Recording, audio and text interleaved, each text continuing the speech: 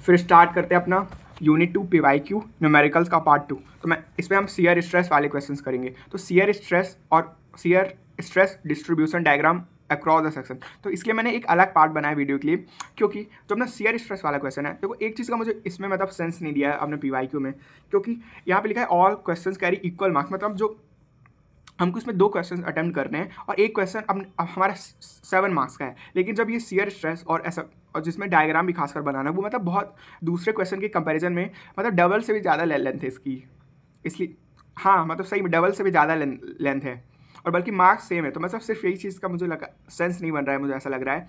लेकिन फिर भी चलो स्टार्ट करते ये क्वेश्चन करना, ठीक है। तो अपना क्वेश्चन क्या कहता है एक बार पढ़ते हैं इसको। A simply supported beam of span 2 meters carry the UDL of 150 kilonewton per meter over the whole span. The cross section of the beam is a T section with a flange with दिए हुए flange के बारे में, और हमको maximum shear stress निकालना है और शियर स्ट्रेस डिस्ट्रीब्यूशन डायग्राम बनाना है यहाँ पे, ठीक है। तो चलो ये स्टार्ट करते हैं। वैसे मतलब जब भी एग्जाम में हमको 3 ऑप्शन दिए हैं, तो बाकी 2 क्वेश्चन अगर हम अटेम्प्ट कर सकते हैं, तो मुझे नहीं लगता कि अपना कोई सेंस बनता है ये वाले क्वेश्चन अटेम्प्ट करने का, क्योंकि मतलब बहुत ही लेंदी हो जाता है। तो पहले तो जो गिवन है वो लिख लेता हूँ यहाँ पे। तो मैंने अपना यहाँ पे लेंथ लिख दिया, इसको मिलीमीटर में कन्वर्ट कर दिया, अपनी लोड इंटेंसिटी उसको न्यूटन पर mm में कन्वर्ट कर दिया यहाँ पे, और अपना लोड इंटेंसिटी मैंने मतलब बीम और सिंपली सपोर्टेड बीम में यूडीएल लग रहा है उसका डायग्राम बना दिया यहाँ पे। तो अब नेक्स्ट पेज में अपना टी सेक्शन बनाता हूँ, कैसा दिखता है टी सेक्शन। तो ये तो पहले मैं इसके दो डायग्राम बनाऊंगा, मतलब एक तो अपना रफ है, वैसे तो है तो मतलब दोनों ही रफ, एग्जैक्ट तो नहीं है, लेकिन अपना जो एसएफडी फिर से अब हमें लास्ट में शियर स्ट्रेस डिस्ट्रीब्यूशन भी बनाना होगा, तो मैं तो दोबारा बनाऊंगा उसको। पहले हम इसकी डायमेंशन समझने के लिए एक पहला डायग्राम बना लेते हैं।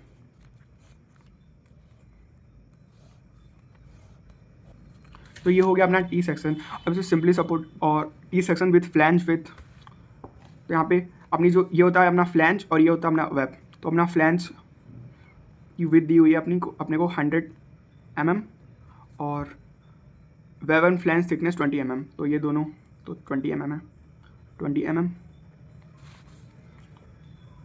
20 mm and overall depth 150 mm, और टोटल जो ये डेप्थ हो गई वो है 150 मिलीमीटर के इक्वल। तो ठीक है, अब हमको सिर्फ मैक्सिमम और डिटरमाइन मैक्सिमम शियर स्ट्रेस इस सेक्शन के लिए, टी सेक्शन के लिए मैक्सिमम शियर स्ट्रेस फाइंड करना है और शियर स्ट्रेस डिस्ट्रीब्यूशन डायग्राम बनाना है। तो चलो एक बार फिर रफ में देखते हैं कि कैसा हो सकता है। ये देखो मैक्सिमम शियर स्ट्रेस का फॉर्मूला क्या होता है। वैसे हमें शियर स्ट्रेस का फॉर्मूला पता है कि शियर स्ट्रेस का फॉर्मूला होता है ताऊ इक्वल टू वी, ये अपने शियर फोर्स ऐसे भी लिख सकते हैं, area into y cap upon I b, ठीक है। अगर हमको मैक्सिमम शियर स्ट्रेस चाहिए तो अपना शियर फोर्स भी मैक्सिमम होना चाहिए। देखो मतलब ये तो ऑब्वियस है क्योंकि डायरेक्टली प्रोपोर्शनल है दोनों, ठीक है। तो देखते हैं यहाँ पे हमारे पास क्या क्या है या क्या क्या फाइंड कर सकते हैं। पहला स्टेप तो हमको मोमेंट ऑफ इनर्शिया फाइंड करनी है। अब लेकिन क्वेश्चन है कि मोमेंट ऑफ इनर्शिया किसके अराउंड अबाउट मतलब फाइंड करेंगे, न्यूट्रल एक्सिस के अराउंड फाइंड करते हैं मोमेंट ऑफ इनर्शिया। लेकिन यहाँ पे एक मतलब ट्विस्ट है कि अपना जो टी सेक्शन है वो अपना एक्स एक्सिस के अराउंड सिमेट्रिकल नहीं है। कहीं भी मतलब एक्स एक्सिस बनाओगे तो उसके अराउंड सिमेट्रिकल नहीं है, लेकिन सिर्फ वाई एक्सिस के अराउंड सिमेट्रिकल है ना। क्योंकि मतलब इस ए साइड फ्लैंज दिया हुआ है, दूसरे साइड फ्लैंज ही नहीं है ना। तो अपना जो इसका जो ज्योमेट्रिकल सेंटर होगा यहाँ पे उसके जस्ट ऊपर बनेगा हमारा न्यूट्रल एक्सिस, क्योंकि सेंटर ऑफ ग्रेविटी से पास करता है न्यूट्रल एक्सिस, और सेंटर ऑफ ग्रेविटी ज़्यादा मास के इक्वल मतलब पास में होता है। तो पहले तो हमको सेंटर ऑफ, इसमें फर्स्ट स्टेप है कि अपने को न्यूट्रल एक्सिस फाइंड करना पड़ेगा, उसके लिए सेंटर ऑफ ग्रेविटी फाइंड करना पड़ेगा। फिगर का सेंटर ऑफ ग्रेविटी मिल गया तो फिर न्यूट्रल एक्सिस ड्रॉ करना पड़ेगा, ठीक है। फिर जब हमको न्यूट्रल एक्सिस पता चल गया तो हम न्यूट्रल एक्सिस के अराउंड मोमेंट ऑफ इनर्शिया निकालेंगे। और क्योंकि ये एक कंपोजिट डायग्राम है तो हम बेसिकली सिंपल तरीके से मोमेंट ऑफ इनर्शिया नहीं निकाल सकते, तो हमको फ्लैंज का अलग और वेब का अलग निकालना पड़ेगा। तो सेकंड स्टेप में मोमेंट ऑफ इनर्शिया निकालना पड़ेगा। और फिर थर्ड स्टेप है क्योंकि यहाँ पे हमको मैक्सिमम क्या बोलते हैं मैक्सिमम शियर फोर्स मतलब भी दिया नहीं हुआ है, कुछ कई क्वेश्चंस में दिया होता है, तो फिर थर्ड स्टेप में हमको मैक्सिमम शियर फोर्स भी फाइंड करना पड़ेगा, ठीक है। और अब देखते हैं अपना जो बेसिकली टी सेक्शन का डायग्राम कैसे बनता है।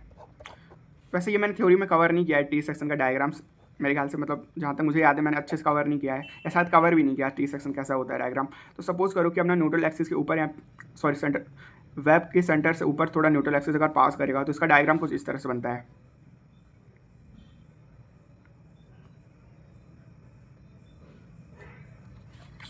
यहाँ से पैराबोला होता है, यहाँ से क्योंकि अब अचानक से अपनी ब्रेथ कम हो गई तो अपना शियर फोर्स में अचानक से इंक्रीज आएगा, और फिर यहाँ से पैराबोला कंटिन्यू होगा न्यूट्रल एक्सिस तक, और फिर नीचे से मतलब ये पूरा मतलब कंटिन्यू यहाँ न्यूट्रल एक्सिस के अराउंड चेंज हो जाएगा पैराबोला, क्योंकि हमको यहाँ से कनेक्ट करना है, तो यहाँ से न्यूट्रल एक्सिस से दूसरा पैराबोला बनेगा जो उसको कनेक्ट करेगा। तो हमारा फिगर कुछ इस तरह बनेगा। अब यहाँ पे हमको दो चीज़ें फाइंड करनी पड़ेंगी।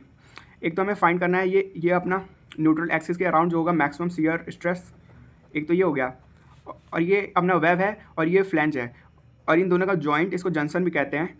एक तो यहाँ पे जो अपना एक स्ट्रेस होगा वो फाइंड करना पड़ेगा, उसकी वैल्यू फाइंड करनी पड़ेगी शियर स्ट्रेस डायग्राम बनाने के लिए। और हमको एक चीज़ तो पता है कि टॉप और बॉटम में जो अपना शियर स्ट्रेस है वो तो 0 होता है, ठीक है। तो चलो इतनी चीज़ें हो गई, इसलिए मतलब मैं कह रहा था कि क्वेश्चन काफ़ी लेंदी होता है शियर स्ट्रेस डायग्राम वाला। तो फिर इसको करते हैं।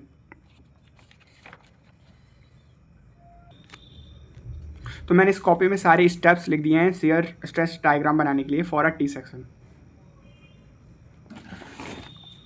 तो चलो ये डिस्कस करने वाले, ये सही मतलब मैं 7 नंबर के हिसाब से ये क्वेश्चन मतलब सही में इसका डिफिकल्टी लेवल रेट करूँगा तो दूसरे क्वेश्चन में 4/10 बोलता तो था, लेकिन इसको मैं सही में 6/10 या 7/10 एटलीस्ट बोलूँगा, क्योंकि मतलब ये ट्रिपल लगभग 3 टाइम्स बड़ा है लेंथ में क्वेश्चन। देखो हमको पहले क्या करना है, हमने ये टी सेक्शन है, चलो इसका डायग्राम कुछ इस तरह बनेगा। हमको ये क्लियर है कि टॉप एंड बॉटम पे अपना जो स्ट्रेस होगा शियर स्ट्रेस वो होगा 0, और ये अपनी न्यूट्रल एक्सिस हमने फाइंड करेंगे तो न्यूट्रल एक्सिस पर शियर स्ट्रेस मैक्सिमम होगा। अब देखो ये तो हो गया जंक्शन। अब जंक्शन पे 2 टाइप्स के शियर स्ट्रेस आएंगे। वैसे तो ये दोनों पॉइंट एग्जैक्टली मतलब सेम लाइन पे लग हैं, लेकिन मैंने फिर भी इसको मैथ्स में मतलब ऐसा ही होता है कि इस पॉइंट को हम कह देते कि जस्ट अबव दी जंक्शन, मतलब वेरी इनफाइनाइटली स्मॉल डिस्टेंस, मतलब एकदम इक्वली मान लो, मतलब इतना स्मॉल डिस्टेंस है कि एकदम इक्वल है, उसी लाइन पे पड़ रहा है। तो ये अपना shear stress just above the junction इसको बोलेंगे, और ये हो जाएगा अपना at the junction, shear stress at the junction. और हम यहाँ पे देख सकते हैं कि इस पे और इस पे मतलब जंक्शन पे थोड़ा सा मतलब इन्फाइनाइटली स्मॉल डिस्टेंस है, लेकिन शियर स्ट्रेस के वैल्यू में लगभग बहुत ज़्यादा इंक्रीज, कई टाइम्स इंक्रीज आ गया है। और वो क्यों हुआ, क्योंकि अपनी देखो जो अपना शियर स्ट्रेस का फॉर्मूला हमने पढ़ा है, तो उसके अकॉर्डिंग हाँ, जो क्योंकि अपना शियर स्ट्रेस है ना वो ब्रेथ के इन्वर्सली प्रोपोर्शनल होता है। तो क्योंकि यहाँ पे जस्ट इस पॉइंट से नीचे जाओ तो ब्रेथ कई टाइम्स डिक्रीज हो गई है वेब की, इस कारण अपना जो शियर स्ट्रेस है वो मतलब जितने टाइम्स ब्रेथ में डिक्रीज आएगा उतने टाइम ही अपना जो शियर स्ट्रेस एट जंक्शन है उस पर इंक्रीज आएगा, ठीक है। तो ये मेरे ख्याल से अब डायग्राम क्लियर हो गया। अब बताता हूँ स्टेप्स क्या है इसके। तो अपना पहला स्टेप तो ये है कि अपने को अगर हमें क्या बोलते हैं उसको, मोमेंट ऑफ इनर्शिया क्वेश्चन में दिया हो तो मतलब फिर भी काफ़ी आसानी हो जाएगी, लेकिन अगर नहीं दिया हो जैसे इस क्वेश्चन में नहीं है तो मतलब लेंथ उसकी बढ़ जाती है। तो अपना पहला स्टेप है, सबसे पहले हमको न्यूट्रल एक्सिस ड्रॉ करनी है। न्यूट्रल एक्सिस के लिए हमको सेंटर ऑफ ग्रेविटी फाइंड करनी पड़ेगी पूरे टी सेक्शन के लिए। तो find centre of gravity of section and then locate neutral axis. और सेकंड स्टेप में उसके बाद हमको मोमेंट ऑफ इनर्शिया फाइंड करना है of whole section about the neutral axis के, ठीक है। और यही मोमेंट ऑफ इनर्शिया सभी फॉर्मूले में यूज़ होगा। और उसके बाद जो अगला स्टेप है, इसमें हम कोई 3rd या 4th स्टेप में कोई भी पहले कर सकते हैं जैसा क्वेश्चन में दिया हो, लेकिन क्योंकि ज़्यादातर तो हमें पहले ये मैक्सिमम स्ट्रेस ही क्योंकि शियर स्ट्रेस डायग्राम बनाने में तो दोनों का काम होगा, हमको जंक्शन में भी पता होना चाहिए और मैक्सिमम भी पता होना चाहिए, लेकिन क्योंकि ज़्यादातर मैक्सिमम ही पूछा जाता है तो पहले हम मैक्सिमम वाला देख लेते हैं। देखो at neutral axis shear stress maximum कहाँ होगा, शियर स्ट्रेस मैक्सिमम होगा न्यूट्रल एक्सिस पे। ये बात तो एकदम क्लियर है, क्योंकि अब फार्मूला तो इस हिसाब से फार्मूले के हिसाब से अपना एट द न्यूट्रल एक्सिस हमको शियर फोर्स भी मैक्सिमम चाहिए होगा। अब शियर फोर्स मैक्सिमम का फॉर्मूला होता है यूडीएल के लिए अलग होता है और पॉइंट लोड के लिए अलग होता है। तो यहाँ पे क्योंकि हमारा यूडीएल है इसके लिए फॉर्मूला हो जाएगा load intensity omega into length upon 2, और पॉइंट लोड होता है तो उसके लिए फॉर्मूला हो जाता पॉइंट लोड अपॉन 2। तो हम यहाँ पे मैक्सिमम शियर फोर्स निकालेंगे पहले तो। For shear stress maximum at neutral axis use ये वाला जो हमारा स्ट्रेस का फॉर्मूला है ये यूज़ होगा यहाँ पे, और यहाँ पे जो अपना शियर फोर्स है इसमें मैक्सिमम शियर फोर्स पुट करेंगे फॉर्मूले में। अब देखो अपना जो मोमेंट ऑफ इनर्शिया वही सेम, और हाँ एक ट्विस्ट है कि हमने जो ब्रेथ में कौन सी मतलब वेब, क्योंकि हम शियर फोर्स यहाँ पे निकालेंगे जैसे कि न्यूट्रल एक्सिस कर रहा हूँ, तो ये वाली ब्रेथ यहाँ पे यूज़ होगी, मतलब वेब की ब्रेथ। और जो अपना ए इंटू वाई कैप होता है इसको हम बोलते हैं फर्स्ट मोमेंट ऑफ इनर्शिया। तो चाहे तो ये डिफरेंट भी अलग अलग करके भी निकाल सकते हैं, लेकिन हमको इसको एक साथ सेपरेट इसके लिए एक क्वांटिटी मतलब लिख सकते हैं, सिंबल क्यू से लिख सकते हैं, जिसका मतलब होता है moment of inertia above neutral axis. तो ये मतलब मैं करके दिखा दूंगा कैसे मतलब फाइंड करते हैं, तो मतलब वो हो जाएगा, क्लियर हो जाएगा, भले समझ में नहीं आ रहा हो अभी तो। और फिर बाद में इसके बाद हमको जस्ट एट द जंक्शन पे मोमेंट्स ऑफ इनर्शिया के लिए पूरा ये सेम फार्मूला लगाना पड़ेगा। बस इतना डिफरेंस है कि अपना जो ब्रेथ है वो फ्लैंज की ब्रेथ आ जाएगी, और ए इंटू वाई क्यूब हमारा थोड़ा अलग मतलब अलग तरीके से एरिया मोमेंट बेसिकली इसको बोलते हैं क्यू को। तो मोमेंट या एरिया मोमेंट या मोमेंट ऑफ एरिया, मतलब वो थोड़ा डिफरेंट निकालना होगा उसको। मतलब जो अपना जैसे कि जंक्शन है ना, तो जिस सेक्शन पे निकाल रहे हैं उसके ऊपर वाले पार्ट का एरिया मोमेंट निकालना होता है, ठीक है, बस यही है। और लास्ट में अपना क्या होता है कि shear stress at junction just above, तो मतलब ये छोटा वाला है, ये तो मतलब ये लास्ट में आसानी से आ जाएगा जब हमको shear stress at the junction पता चल गया तो मैं लास्ट में बता दूंगा कैसे होता है ये। तो फिर स्टार्ट करते हैं अपना क्वेश्चन सॉल्व करना। तो मैंने अपना टी सेक्शन के लिए यहाँ पे सेंटर ऑफ ग्रेविटी मतलब फाइंड कर लिया है, क्योंकि अपना जो टी सेक्शन है देखो इसको हम दो पार्ट्स में कंसिडर कर लेते हैं, अपना जो एक तो ये फ्लैंज और अपना वेब, ठीक है। तो हम यहाँ पे निकाल रहे हैं अपनी centre of gravity from the top. वैसे तो टॉप या बॉटम दोनों से फाइंड कर सकते हैं, तो मैंने यहाँ पे टॉप से फाइंड किया है। तो वाई क्या हो गया हमारा डिस्टेंस फ्रॉम द अबव मतलब टॉप। तो यहाँ पे इसका फॉर्मूला हो जाता है दोनों का area A1 into Y1 plus A2 into Y2। जब A1 एंड A2 दोनों पार्ट्स के एरियाज हो गए, और Y1 क्या होगा फ्रॉम टॉप से अपना जो पार्ट A1 है इसका जो सेंट्रॉइड जो कि यहाँ पे लाई करेगा सेंटर पे उसका डिस्टेंस हो जाएगा। और उसी तरह Y2 टॉप से अपना ये जो वेब है इसका जो भी सेंटर होगा उसका वो वाला डिस्टेंस हो जाएगा Y2। फिर मैंने मतलब कैलकुलेटर में पुट कर दिया तो आंसर आ रहा है 52.391। तो इसको अप्रॉक्सीमेटली लिख सकते हैं 52.4 मिलीमीटर्स। तो मैंने अपने टी सेक्शन पे न्यूट्रल एक्सिस ड्रॉ कर दिया है from the top at the distance of 52.4 millimetres. अब अपना सेकंड स्टेप है क्वेश्चन का, find moment of inertia of whole section about the neutral axis. तो फिर मोमेंट ऑफ न्यूट्रल एक्सिस के अराउंड पूरे होल सेक्शन का मोमेंट ऑफ इनर्शिया फाइंड करते हैं यहाँ पे। तो अब हमको मोमेंट ऑफ इनर्शिया फाइंड करना है टी सेक्शन का अबाउट द न्यूट्रल एक्सिस। तो इसमें अपना क्योंकि ये एक कंपोजिट सेक्शन है, क्योंकि एक्स एक्सिस के अराउंड सिमेट्रिकल नहीं है, तो हम दो स्टेप में फाइंड करेंगे। पहले तो इसका हम वेब का फाइंड कर सकते हैं, सॉरी फ्लैंज का फाइंड कर सकते हैं, फिर वेब का फाइंड कर सकते हैं, और दोनों का जो सम करेंगे तो अपना टोटल मोमेंट ऑफ इनर्शिया आ जाएगा फॉर द होल सेक्शन। तो अपना जो चलो पहले हम फ्लैंज के लिए मोमेंट ऑफ इनर्शिया फाइंड करते हैं।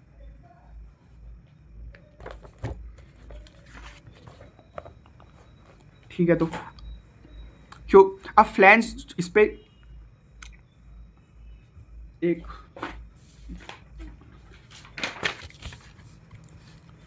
क्योंकि देखो मोमेंट ऑफ इनर्शिया फाइंड करने के लिए अगर मोमेंट ऑफ इनर्शिया नहीं पता कि कंपोजिट सेक्शन में कैसे फाइंड करते, तो मैं भी मतलब शॉर्ट में बता देता हूँ यहाँ पे।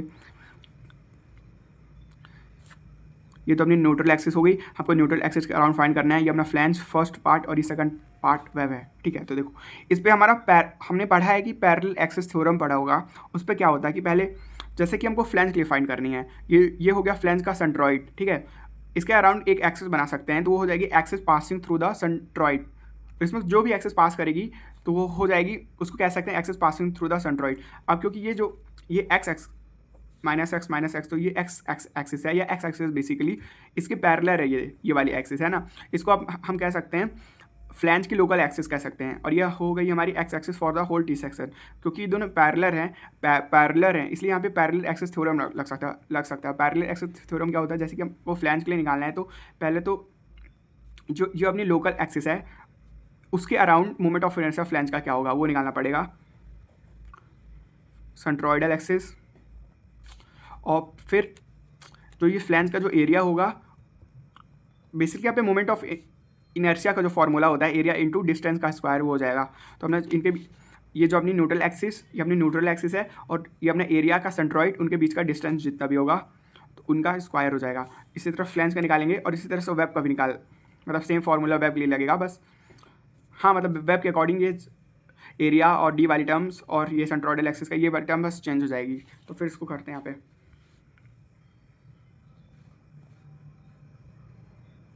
तो मैंने यहाँ पे फार्मूले में वैल्यू पुट करके अपना total moment of inertia find कर लिया है, जो कि मिलीमीटर, इसकी यूनिट होगी मिलीमीटर टू पावर 4। तो देखो यहाँ पे मतलब वैसे तो सारी चीज़ें क्लियर है, जैसे कि अपना यहाँ पे जो फार्मूला है ना, यहाँ पे पता है कौन, वो वाला फार्मूला लग रहा है BD³/12, जो कि बेसिकली एक रेक्टेंगुलर क्रॉस सेक्शन के लिए उसके एक्स एक्सिस के अराउंड मतलब इनर्शिया निकालने के लिए जो फार्मूला यूज़ होता है यहाँ पे। और ये इसका एरिया है, एरिया के लिए तो क्लियर है। अब अपना डिस्टेंस दोनों के लिए, डिस्टेंस के बीच में थोड़ा कन्फ्यूजन हो सकता है। तो देखो पहला वाला डिस्टेंस कैसे निकालेंगे, मतलब मैं शॉर्ट में बता देता हूँ कैसे क्या है। हमको पहले तो डिस्टेंस चाहिए न्यूट्रल एक्सिस और अपने वेब के लिए, वेब का ये सेंट्रॉइड है, तो ये वाला डिस्टेंस चाहिए। ये डिस्टेंस कैसे आएगा अपना, जो हमें 52.4 पता है यहाँ से लेकर यहाँ तक, और ये क्योंकि ये 20 है ना, तो इसका हाफ 10 हो जाएगा, तो इसमें माइनस कर देंगे 10, तो आ जाएगा हमारा 42.4। और उसी तरह से अब हमको सेकंड नंबर पे डिस्टेंस पे ये वाला डिस्टेंस चाहिए न्यूट्रल एक्सिस से फ्लैंज का सेंट्रॉइड का डिस्टेंस। तो क्योंकि हमें टोटल डिस्टेंस पता है 150 है, इस पर 52.4 माइनस कर देंगे तो 97.6 आ जाएगा ये वाला distance from bottom to the neutral axis. फिर इसे 130 का हाफ, क्योंकि वेब का जो ये सेंट्रॉइड है ना उसका हाफ मतलब 65 होगा, तो माइनस कर देंगे तो हमारा ये डिस्टेंस आ जाएगा रिक्वायर्ड डिस्टेंस 32.6 के अराउंड।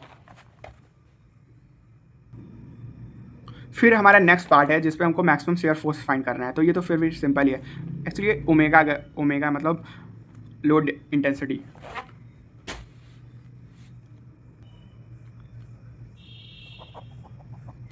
ना हमको मैक्सिमम शियर फोर्स फाइंड करनी है, जो कि होती है ओमेगा इंटू लेंथ अपॉन 2, और ओमेगा हमको दी हुई है 150 न्यूटन पर मिलीमीटर में कन्वर्ट कर ली थी, और लेंथ हमारी 2 मीटर, उसको लिख सकते हैं 2000 mm में अपॉन 2। ठीक है, तो 2 से 2 कैंसिल हो जाएगा, आ जाएगा 1000, तो बेसिकली 15 और 40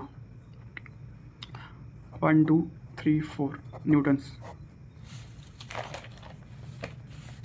अब नेक्स्ट स्टेप में क्या करना है, हमको मैक्सिमम शियर स्ट्रेस निकालना है, जो कि न्यूट्रल एक्सिस पे होगी, मतलब shear stress around the shear stress maximum that is equal to the shear stress at the neutral axis.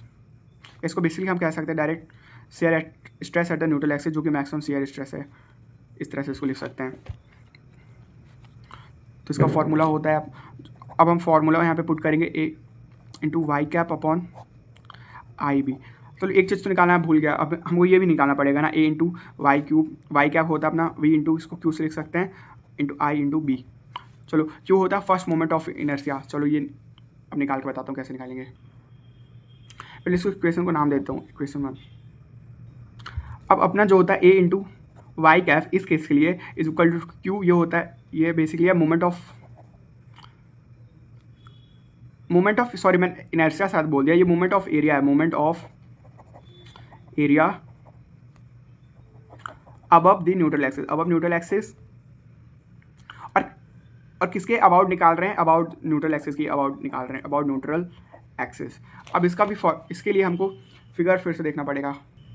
देखो वैसे ये तो मोमेंट ऑफ एरिया निकालना काफ़ी सिंपल है, यह हो गया हमारा न्यूट्रल एक्सिस है, इसके जो भी ऊपर का पार्ट हो गया, मतलब ये अपना पूरा फ्लैंज आ जाता है और इसमें थोड़ा सा वेब का पार्ट आ जाता है, इसका मोमेंट ऑफ इनर्शिया निकालना पड़ेगा। तो इसके लिए पहले हम इस वेब के का मोमेंट ऑफ इनर्शिया निकालेंगे, और फिर ये फ्लैंज का निकालेंगे, फिर ये वेब का पार्ट का मोमेंट ऑफ इनर्शिया निकालेंगे। और मोमेंट ऑफ इनर्शिया का फॉर्मूला होता है एक तो एरिया इंटू न्यूट्रल एक्सिस और इनके सेंट्रॉइड का जो डिस्टेंस हो जाएगा वो डिस्टेंस का square, sorry moment of area निकाल रहे हैं तो स्क्वायर नहीं होगा, वो तो मोमेंट ऑफ इनर्शिया के केस में होता है। तो बस यही करेंगे। तो मैंने यहाँ पे फॉर्मूला लिख के वैल्यू पुट करती है। वैसे यहाँ पे जो मोमेंट एरिया है, यहाँ पे एरिया जो इंटू होगा वो तो मतलब क्लियर है एरिया, लेकिन यहाँ पे डिस्टेंस देखो पहले केस के लिए क्या होगा डिस्टेंस।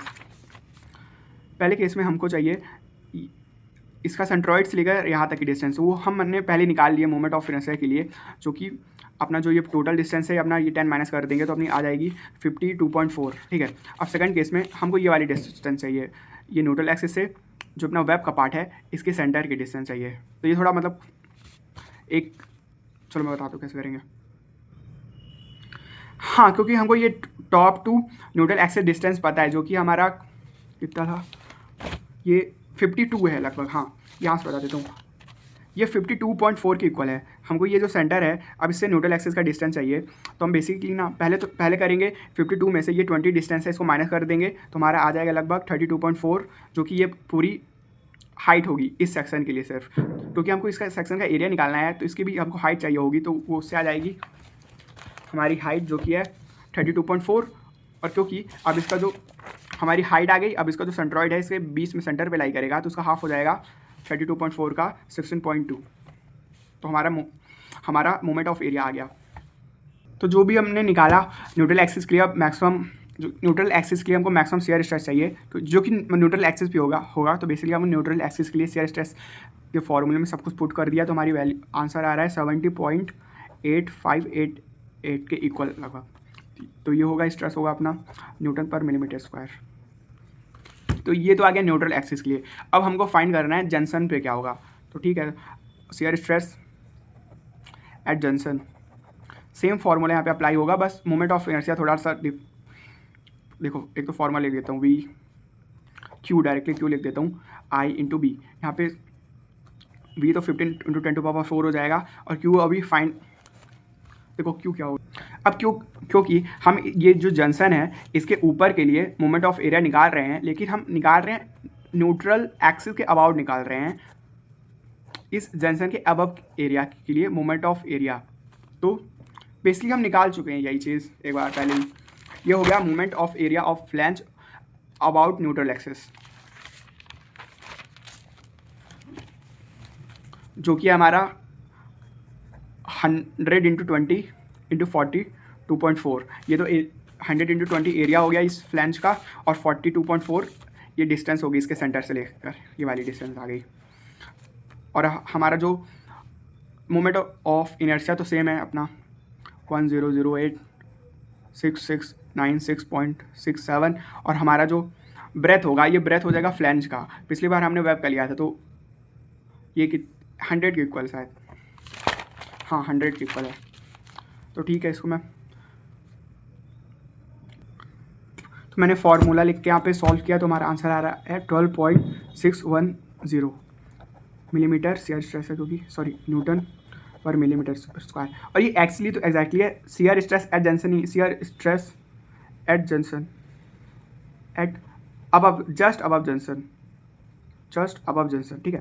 तो ये हमारा shear stress just above junction आ गया। और शियर स्ट्रेस एट जंक्शन निकालने का, एट जंक्शन, ये तो मतलब काफ़ी ईजी हो गया, क्योंकि यहाँ पे एक बहुत ही सिंपल लॉजिक लग रहा है, क्योंकि देखो हमको पता है क्योंकि shear stress is inversely proportional to the breadth, और क्योंकि ये जो अपनी ब्रेथ है यहाँ पे तो 100 है पहले फ्लैंज के लिए, फिर नीचे आके अचानक से 20 हो जाती है। इस जंक्शन पे फोकस करो, कहाँ पे जंक्शन के ऊपर अपनी 100 है और जस्ट नीचे इसके 20 आ जाती है, क्योंकि कितना डिफरेंस आ रहा है, 5 टाइम्स का डिफरेंस आ रहा है ना, तो मतलब क्योंकि 5 टाइम्स कम हो रही है, इस कारण हमारा जो जंक्शन पे स्ट्रेस होगा वो 5 टाइम्स इंक्रीज होगा। तो बेसिकली अपना 100/20 breadth of the flange upon breadth of the junction into 12.610 into 5 is equal to अपना आ गया 63.05, ठीक है, और न्यूटन पर मिलीमीटर स्क्वायर। अब सब कुछ आ गया। अब फाइनली मैं शियर स्ट्रेस का डायग्राम बना देता हूँ। ठीक है, चलिए, तो साथ सिंपल सा है, साथ बना सकते हैं। तो बस हमको वैल्यू फाइंड करनी थी, तो उस पर टाइम लग गया।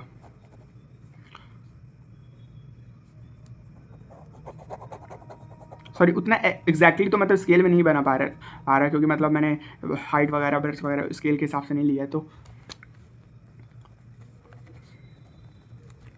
यहाँ पे कहीं न्यूट्रल एक्सिस, ये तो सेंट्रॉइड है तो उसके ऊपर ही न्यूट्रल एक्सिस लाई करेगा।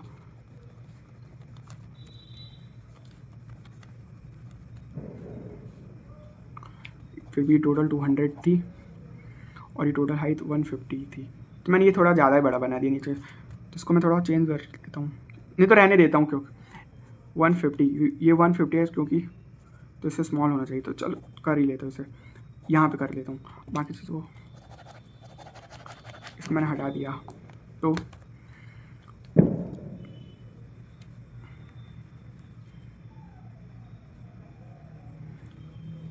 सेंट्रॉइड कुछ इस तरह लाई करेगा, उसके ऊपर अपनी न्यूट्रल एक्सिस पास कर रही है, न्यूट्रल एक्सिस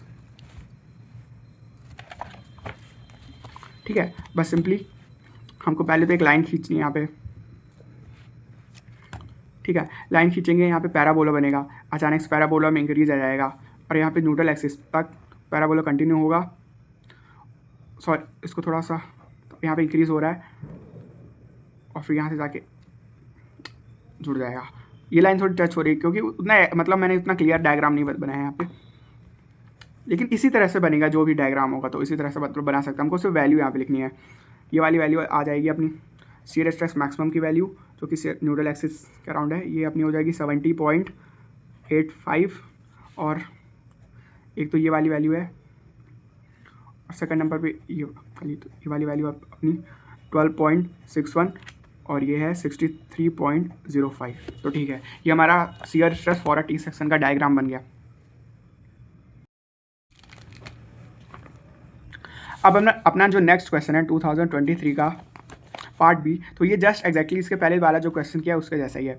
इसमें भी हमको मैक्सिमम शियर स्ट्रेस फाइंड करना है और अपने को शियर स्ट्रेस का डायग्राम भी बनाना है। और इसमें एक थोड़ा इजी चीज़ हो गई कि अपने को कम से कम शियर फोर्स दी हुई है, तो ये बिल्कुल एग्जैक्टली टी सेक्शन है, तो वैसे ही बनाएंगे जैसे हमने अभी किया है, ठीक है। अब इसके बाद ये वाला क्वेश्चन कौन सा था, चलो ये आई सेक्शन के लिए अब हमको शियर स्ट्रेस डायग्राम बनाना है। आई सेक्शन का थोड़ा टी सेक्शन की कंपैरिजन में ईजी होता है। वैसे तो मतलब पूरा एक तो टी सेक्शन जैसे बना सकते हैं, और क्योंकि आई सेक्शन है जो हमारा, उसके लिए अलग से फॉर्मूलेज भी यूज़ होते हैं। हाँ, अलग से फॉर्मूले आई सेक्शन के लिए। ये वाला क्वेश्चन अपना 2018 का बी पार्ट है। तो देखते हैं क्वेश्चन क्या कह रहा है यहाँ पे। ये कहता है कि an I section beam is of flanges दिए हुए हैं, हमने को वेब दी हुई है, और draw the shear stress distribution diagram across the section if it carries a shear force दिया हुआ है। अब हमको शियर स्ट्रेस डायग्राम बनाना है यहाँ पे। तो ठीक है, चलो ठीक है, तो मैंने जो भी गिवन दिया लिख लिया, जैसे कि हमने शियर फोर्स दिया था वो लिख लिया है, और मैंने आई सेक्शन का एक डायग्राम बना दिया यहाँ पे।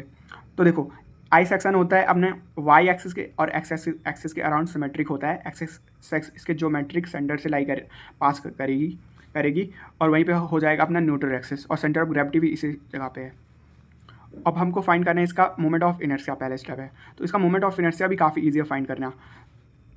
तो डायरेक्टली क्या करते हैं, इसको हम सपोज कर लेते हैं एक आउटर रेक्टेंगल सपोज कर लेते हैं। जैसे कि ये जो अपना आई सेक्शन है ना, तो ये पहले तो ये हो गया हमारा आई सेक्शन एक, इसको सपोज कर लेते हैं अपना बाहर वाला एक रेक्टेंगल, और ये हो गया एक अंदर वाला रेक्टेंगल, ठीक है। तो एक तो हम बाहर वाले आउटर रेक्टेंगल का मोमेंट ऑफ इनर्शिया निकालेंगे, और फिर जो अंदर जो गैप है यहाँ पे, उसको एक रेक्टेंगल मानेंगे। इसकी बस ब्रेथ है, जो भी अपनी वेब की ब्रेथ है वो माइनस कर देंगे, और बाकी सेम उसको रेक्टेंगल मान के उसका मोमेंट ऑफ इनर्शिया माइनस कर देंगे इस पर। तो चलिए, तो साथ में ऐसे कर सकते हैं आउटर रेक्टेंगल के लिए। पहले मैं फॉर्मूला लिख लेता हूँ, BD³/12 माइनस फॉर आउटर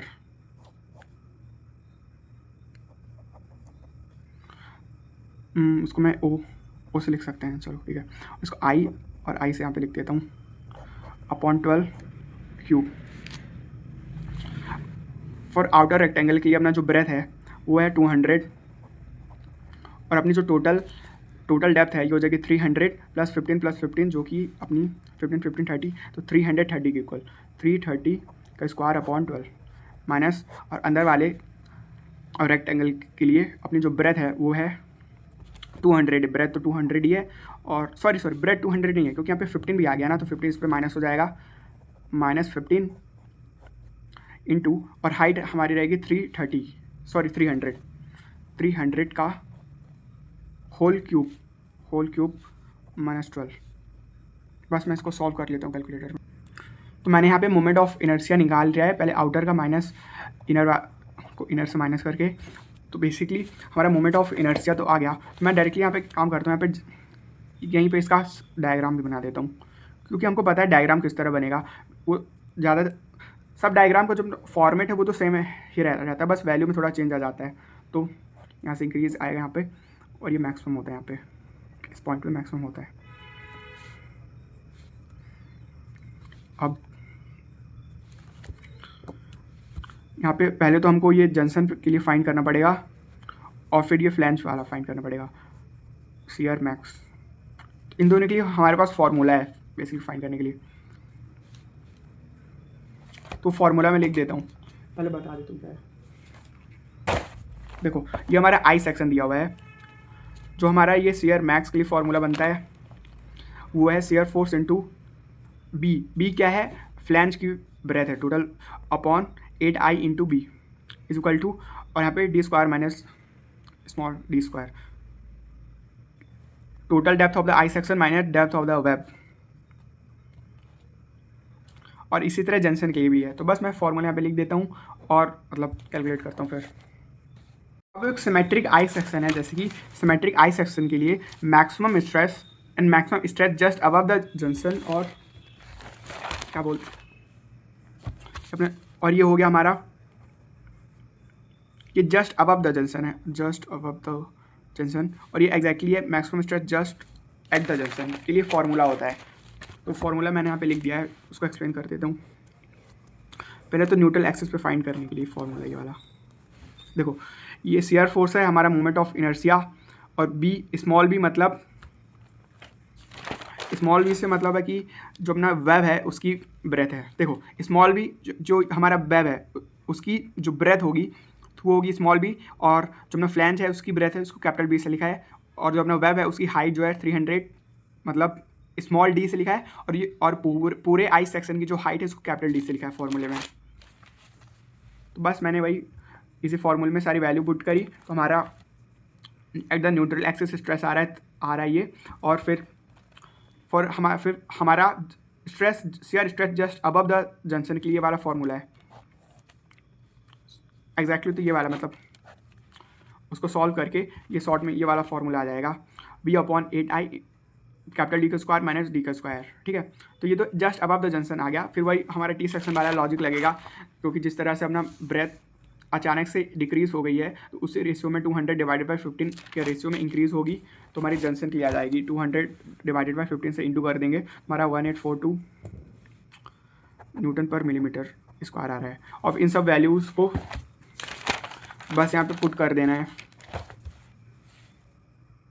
तो मैंने आई सेक्शन के सीयर स्ट्रेस डायग्राम में तीनों वैल्यूज़ पुट कर दी हैं, और ये फाइनली हमारा आंसर आ गया।